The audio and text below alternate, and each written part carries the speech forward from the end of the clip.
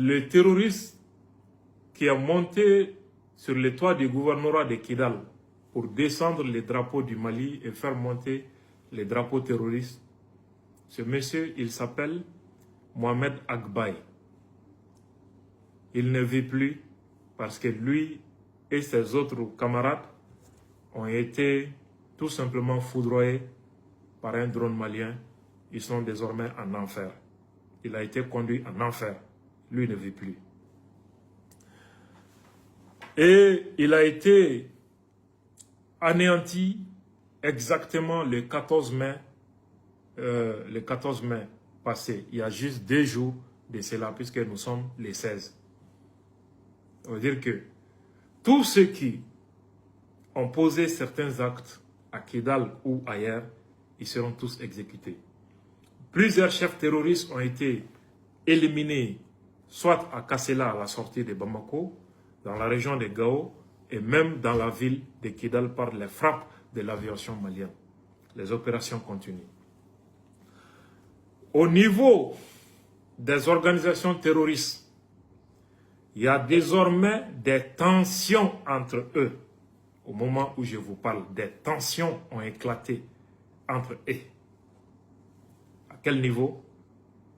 D'abord entre les terroristes conduits par Yad Agali et la CFR dirigée par l'imam Diko. L'organisation terroriste, le couple FLA-JNIM, était chargé de déstabiliser le pays militairement.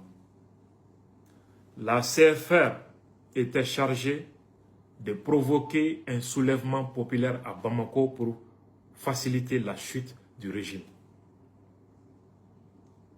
Les terroristes ont posé leurs actions, mais la CFR n'a pas été capable de provoquer un soulèvement populaire à Bamako. Ce qui a provoqué la colère de Alger et de Yad Agali. Ils sont en train de s'accuser mutuellement aujourd'hui. Qu'est-ce qui n'a pas marché? Pourquoi vous n'avez pas pu jouer votre rôle? Là est la situation actuelle. Parce que les services de renseignement maliens ont été vigilants, professionnels. Ils ont mis aux arrêts l'essentiel des meneurs de la société civile et de la classe politique à Bamako. Dès les jours des attentats du 25 avril, certains leaders de la société civile et politique ont été mis aux arrêts, y compris certains imams. Ce sont eux qui, dans la confusion générale, avec la campagne de désinformation menée de l'intérieur et de l'extérieur, ce sont eux qui devraient provoquer un soulèvement populaire à Bamako. Malheureusement, ils n'ont pas pu remplir leur part du contrat. Les enquêtes se poursuivent et permettront de mettre la main sur tous les complices de ce complot. C'est pour cette raison que vous avez constaté, après les attentats du 25 avril, subitement la panique générale s'est emparée de Bamako. Les élèves ont même fui les écoles parce qu'on leur a fait croire que les terroristes sont descendus dans les écoles de Senou jusqu'à Kabbalah, qu'ils ont envahi toute la zone. C'était une tentative de provoquer les soulèvements populaires à Bamako. Ces fausses alertes aussi n'ont pas permis de provoquer ces soulèvements populaires. Si vous vous rappelez, recevant le porte-parole de l'organisation terroriste, la CFR, France 24 posait la question à Etienne Fakaba, mais pourquoi est-ce qu'il y aura un soulèvement populaire? Mais jusqu'à présent, pourquoi il n'y a pas de mécontentement, il n'y a pas de soulèvement populaire, il n'y a pas de grogne dans l'armée à Bamako?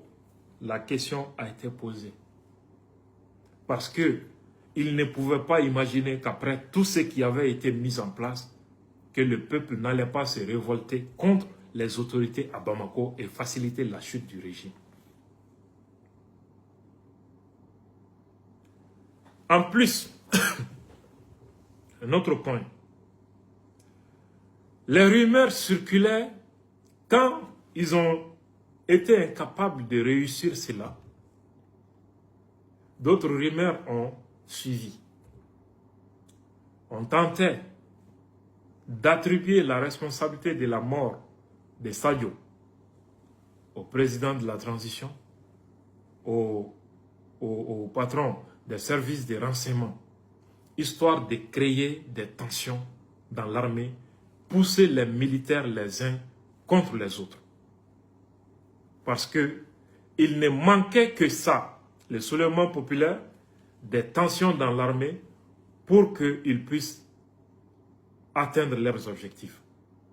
Malheureusement, l'armée est restée digne et loyale malgré les quelques traîtres dans les rangs, et le peuple aussi est resté résilient, déterminé et patriote. En plus de ça, il y a désormais une tension entre le FLA et le JNIM. Le FLA est soutenu par la France, organisation terroriste.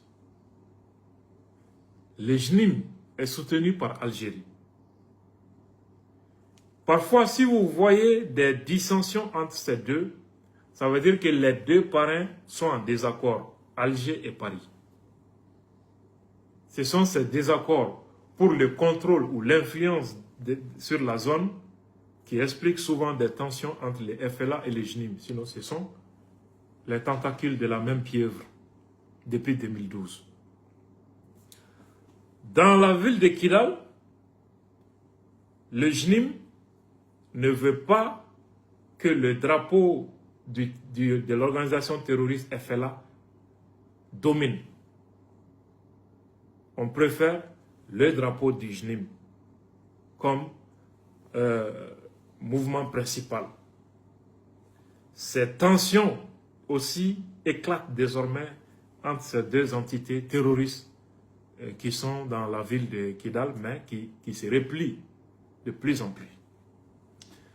Alors, Dr Omar Mariko, à la veille des attentats du 25 avril, était parti rencontrer les otages maliens sur le territoire mauritanien à Fassal. Et là, c'est France 24 qui avait l'exclusivité de ces informations. Vous avez compris maintenant pourquoi cette opération de communication. Dans la foulée, les terroristes du JNIM ont promis de libérer 4 militaires qui présentaient désormais Mariko comme les sauveurs des militaires pendant que l'État n'aurait pas besoin des otages maliens. C'était ça le narratif. L'objectif de cette mise en scène était d'ouvrir une brèche dans l'armée pour Omar Mariko, de pousser les parents des otages vers Omar Mariko, ainsi que les soldats, qui allaient permettre à ces derniers de provoquer des dissensions au sein des troupes et leurs familles. Cette opération aussi a été un échec. Alors, depuis le 25 avril, quelle est la situation? Quel a été le comportement de ces terroristes du FLA et du JNIM quand l'armée du Mali s'est retirée de la ville? Quel a été leur